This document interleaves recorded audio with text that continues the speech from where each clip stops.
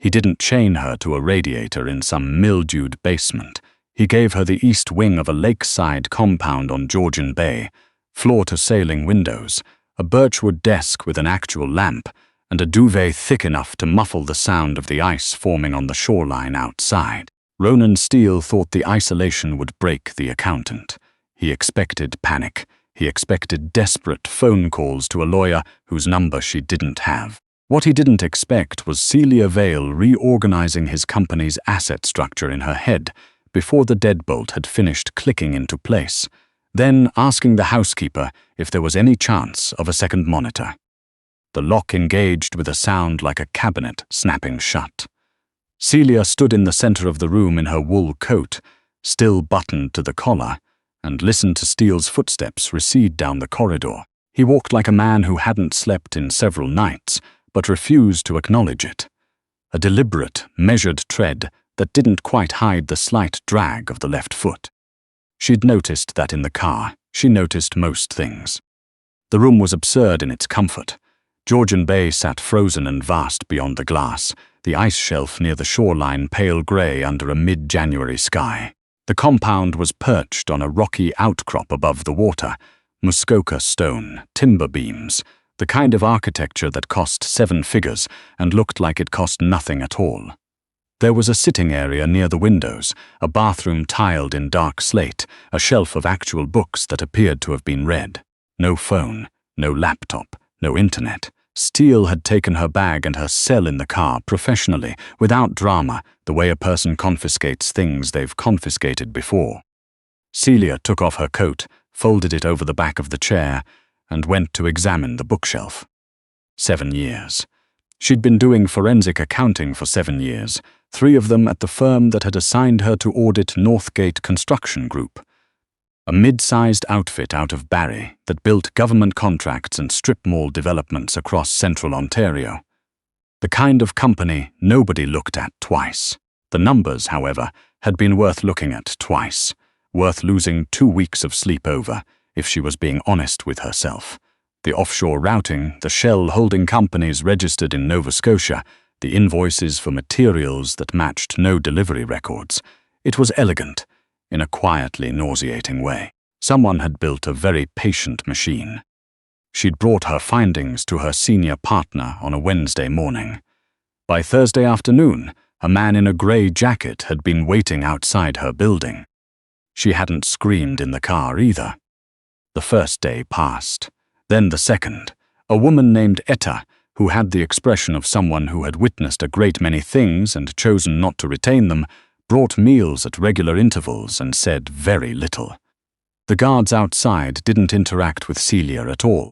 The compound, despite its size, was quiet in the specific way of a place where noise had been deliberately managed. Steele came on the evening of the 3rd day. Celia heard him before she saw him, that half-muffled footstep again, heavier than it should have been, the kind of walk that only happened when a person was carrying something they didn't want to show. The deadbolt turned.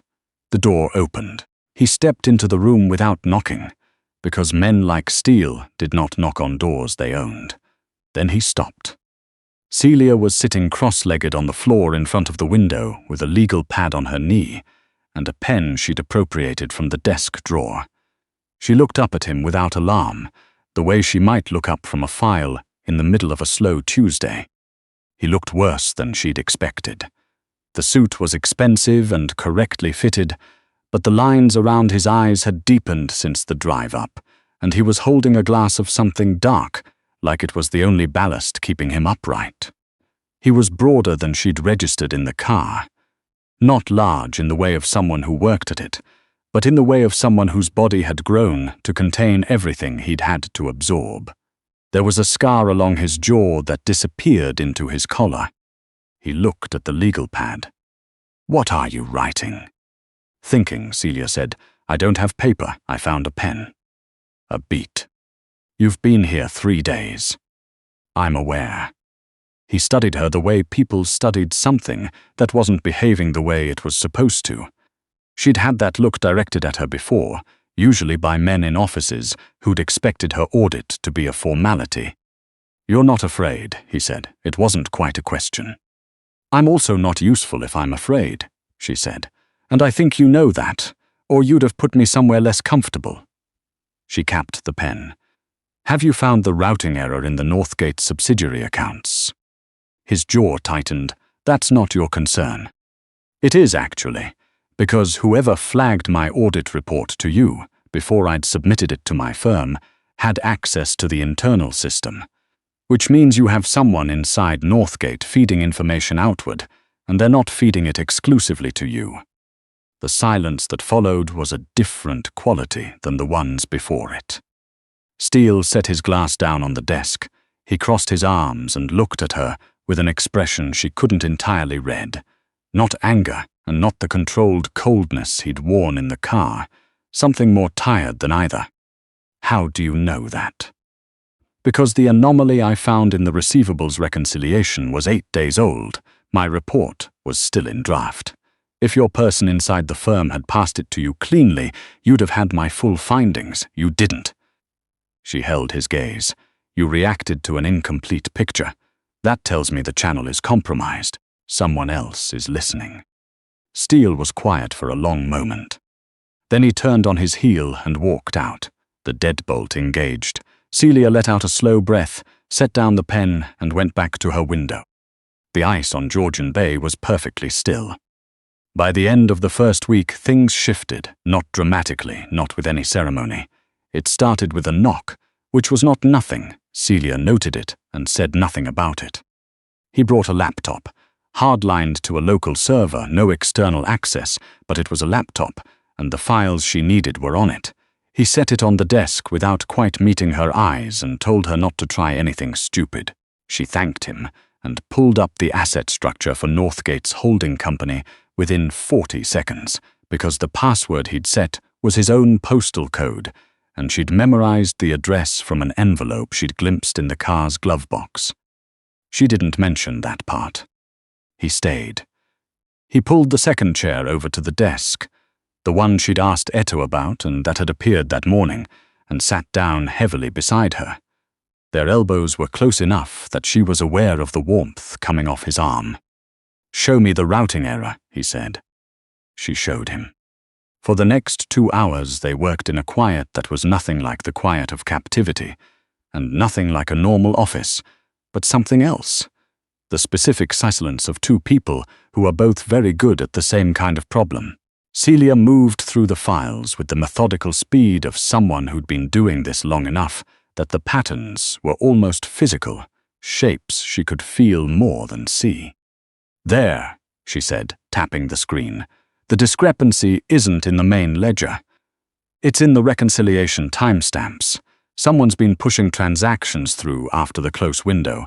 Small enough amounts to read as rounding adjustments, but there are 462 of them over 18 months. Combined total of, she did the arithmetic without a calculator, 2.3 million. Steele leaned forward to look at the screen. His shoulder pressed against hers. It was accidental, the geometry of 2 people sharing a desk half a meter too small. But he didn't pull back. He stayed there, his eyes on the numbers, and Celia became very aware of the weight of him beside her. The exhaustion in it, the particular stillness of a person holding something very heavy with no one to set it down with. Who has access to the close window? He asked quietly.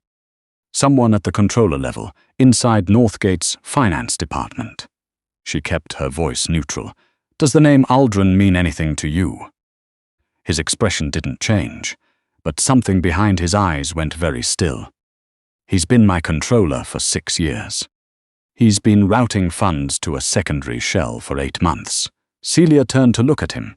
They were close enough that she registered the exact color of his eyes. Dark gray, like the ice shelf outside in low light. He's not doing it for himself. The end account has a Montreal routing code. The Deschamps outfit, if I had to guess. Steele straightened. He stood up abruptly, the chair scraping back. He walked to the window and stood with his back to her, one hand pressed flat against the cold glass. 6 years, he said, to the ice. Loyalty depreciates, Celia said, because she had learned a long time ago that the truth was more useful than comfort, especially when someone offers a better interest rate. He turned. He looked at her across the room. The control was back in his face, the cold, deliberate mask, but it had gaps in it now like ice that had been walked on too many times. "Why aren't you asking me to let you go?" he said. She considered the question honestly. "Because you wouldn't, and I don't like having conversations I already know the outcome of." Something moved through his expression that she couldn't name. He nodded once, a small, precise motion, and walked out without another word. This time, when the deadbolt engaged, it didn't sound like a trap. It sounded like a man who didn't know what else to do with his hands. 4 days passed. Steele didn't come back. Celia worked through the files he'd left her access to, identified 3 more discrepancies, wrote her findings in a numbered list on the legal pad, and waited. The silence of the compound changed quality, tighter, somehow. The guards' rotations shortened. Etta started leaving the meal trays without making eye contact. On the 5th night, close to 2 in the morning, Celia heard the sound of a door opening down the corridor, then footsteps that were wrong. Not slow, not deliberate. She sat up in the dark before the sound reached her room. She'd been a light sleeper since childhood, a necessary skill when money disappearing from a household made certain specific silences. She listened to the footsteps get closer, irregular, 1 pace too heavy and 1 too careful, and understood before the door opened what she was about to see. Steele came through the door, already falling. He caught himself on the doorframe, his hand leaving a dark smear on the pale wood. He was in a dress shirt, the left side soaked through, black in the low light, but she knew what dark, wet fabric meant by its weight and how it moved. He took 1 step into the room. His knee buckled. He hit the floor with a sound she felt in her sternum. Celia was already across the room. She dropped beside him and put her hands on his face first. Not the wound, his face, because she needed him conscious for everything that came next. "Steele, look at me." His eyes found hers, glassy with pain but focused. "Good." "First aid kit," she said. "Where?" "Bathroom." His voice was a rasp under the sink. "Can you move?" "Yes." "Then get up. We're not doing this on the floor." It took 3 minutes to get him to the bathroom. She didn't remember deciding to put his arm over her shoulder. She simply did it, the way she did most things, without deliberation, because deliberation wasted time. He was heavy. He was also trying, which helped. He left a trail across the hardwood that she didn't look at. She sat him on the edge of the tub and found the kit. A proper trauma case, military grade, the kind that assumed its owner would be far from a hospital and needed to solve the problem themselves. It told her something about how he lived. Take off the shirt. He tried with his right hand. The left arm wasn't cooperating. Celia took the medical shears from the kit and cut the shirt from hem to collar without asking permission, because she'd stopped asking permission for things she was going to do anyway when she was about 23. His torso was a record of a life she'd understood in the abstract, but not quite seen made physical. Pale, puckered scars across his ribs, a burn mark just below his right shoulder, a long, thin line along his side that had been stitched by someone competent but long ago. The new wound was along his left flank, a deep graze that was bleeding heavily. Not fatal if she was fast. "This is going to be unpleasant," she said. "I know." She poured iodine directly over the wound. Steele's entire body went rigid. His right hand shot out and gripped her hip, not her arm, not the counter, her hip, with the specific desperation of a person who needs to hold on to something solid and grabs whatever is nearest. She let him. She kept her hands on the wound and her eyes on the damage and said, in a voice she didn't entirely recognize as her own, "Breathe, you're fine, just breathe." She stitched the wound herself. She had not done this before and did not think about that while she was doing it. She focused on the task the way she focused on a column of numbers that didn't balance, looking for the shape of the problem rather than the weight of it. Steele kept his eyes on her face. She told him to, and he did. By the third suture, the bathroom was very quiet. The wind off Georgian Bay had picked up and was pushing at the compound windows, a low sound that filled the spaces between his breathing. "Who did this?" she asked. Aldrin had a friend I didn't know about. A pause. I moved too fast. You told me I was making decisions on no sleep. She hadn't said exactly that, but she hadn't not said it. Where are your people? She asked. 2 are down. The others are containing the perimeter. He watched her hands. I came here because... He stopped. Because why? He was quiet for long enough that she looked up. Because everyone else in this compound is paid to be here, he said, and I didn't know who Aldrin had reached. Celia looked at him. The controlled stillness he wore like armor was entirely gone. What was underneath was simpler and more difficult. A man who had spent years building a structure around himself so elaborate that when it cracked, there was no one inside it to hold on to. She cut the thread and taped a compress over the wound. You need antibiotics, she said, and you need to sleep. I need to. You need to do those things first. Everything else can wait 6 hours. He didn't argue.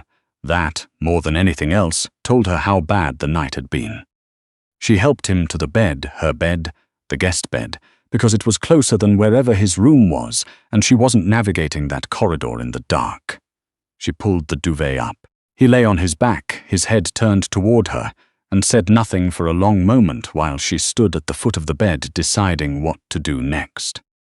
The door, he said. She looked at the heavy birchwood door standing open to the dark corridor. The corridor was empty. The guards on her wing were either down or elsewhere. The staircase at the end of the hall led to a mudroom, and the mudroom led outside. And outside was January in Muskoka with no car and no phone and a temperature of -19, so the option was theoretical, but it was there. She looked at the corridor for a long time. Then she walked to the door, shut it, and turned the deadbolt from the inside. When she turned around, Steele was watching her. In his face, stripped of the control and the pain and the careful calculation, was something she hadn't seen there before, a shock so genuine it was almost childlike. There's a blizzard forecast, she said evenly. I'm not dying on a frozen lake to make a point. He was quiet for a long time. Celia. Go to sleep, Steele. He did. By 7 in the morning, the compound was locked down, and his second-in-command, a man named Bram, who had the look of someone who'd been in the same business long enough to stop flinching, had arrived with a vetted crew via the service road. Celia had been on Steele's encrypted satellite phone since 5. She had Bram's number from the recent call list, which she'd found while looking for the security system's remote access code, which she'd found because Steele had written it on the inside cover of a notebook on the desk, and she had very good visual memory. Bram had not taken her calls well at first. I'm not taking direction from the accountant, he'd said. Mr. Aldrin routed $2.3 million to your competitors through your controller's shell company over the past 8 months, Celia had said, in the tone she used when correcting a ledger. He also compromised your perimeter last night with outside help. Steele is stabilized and currently asleep. If you'd like to wait until he wakes up before we address the active security breach on the east side of the compound, that's your prerogative, but I'd recommend making that decision quickly. A pause. What active breach? Camera 12 has been manually rotated. It's been pointing at the boathouse rather than the shoreline access path for approximately 90 minutes. A longer pause. Get everyone to the east side, Bram said, and she heard him start moving. They held the compound. When Bram came to the door 2 hours later, he stood in the corridor with an expression that had revised itself considerably since his first phone call. He's awake, Celia said, before Bram could speak. Give him 20 minutes. He needs water and the rest of the antibiotics on the nightstand. Are you telling me how to? I'm telling you what he needs. You can decide how to interpret that. She looked at him steadily. You'll want to know. Camera 12. How did I know it was wrong? Bram's eyes narrowed slightly. I memorized the sight lines for all 16 cameras when I arrived 3 days ago, she said, in case they became relevant. He stared at her for a moment. Right, he said, and stepped back to let her past. The afternoon was quiet. Not the uneasy quiet of the first days. Something more settled, like the silence after a storm when the ice has stopped moving and the lake is flat. Steele was sitting up in the bed. He'd put on a clean shirt someone had brought from his room, buttoned carefully around the bandaging. The color had returned to his face. Celia was at the desk with the laptop, finalizing the accounting trail that documented Aldrin's full extraction and tied it cleanly to the Deschamps transfers. She would give it to Steele. What he did with it was not something she needed to decide. "You memorize the cameras," he said. "I memorize floor plans by habit." She didn't look up. "Old habit. I grew up in a house where exits mattered." He didn't ask her to explain that. She appreciated it. "Bram says the east breach came through the boathouse." "I know. There's a secondary access point the original security plan didn't account for. It's in the compound's original survey, if you ever looked at the survey, which I imagine you didn't because you hired someone to look at it for you." She finished her notation and closed the file. "You should resurvey the whole perimeter before spring. Ice travel means your sight lines change seasonally." A pause. "Are you giving me a security briefing?" "I'm giving you the information you need." She turned in the chair to face him, "Which is what I've been doing since I got here, with or without the laptop." Steele looked at her. His expression was the quiet one, not the controlled blankness, not the exhaustion, the one that had been underneath everything else, that she'd seen first in the bathroom when he'd held on to her like she was the only solid thing in a room that was moving. "Why did you stay?" he asked. "Last night. You could have made a case for exposure risk, gone out the back, reached the road eventually." He paused. "You would have made it." Celia considered her answer. "Probably," she agreed. -19 with the wind chill, but I've driven through worse in Sudbury." She folded her hands in her lap. "But you'd bled on my floor, and I'd just spent 2 hours keeping you alive, and I don't like leaving things unfinished." "That's not the whole reason." "No," she said, "it's not." She stood up. She walked to the bed and sat on the edge of it, not close, but closer than an employee and an employer, closer than a captor and a captive, and looked at him directly. "You locked me in this compound because you didn't know what else to do with someone who knew too much," she said. "And then I made myself useful, and you didn't know what to do with that either. So you kept locking the door and then opening it and then locking it again." She kept her voice flat and factual because that was the only register she fully trusted. "At some point in the last week you stopped being my captor and started being a problem I was trying to solve. I don't know exactly when that happened, but I didn't stay last night because of fear, and I didn't stay because of the weather." Steele was quiet for a long time. "I've been running this organization since I was 29, he said finally. "I've had people I trusted, and people I paid, and I've learned not to mistake one for the other." He looked at his hands.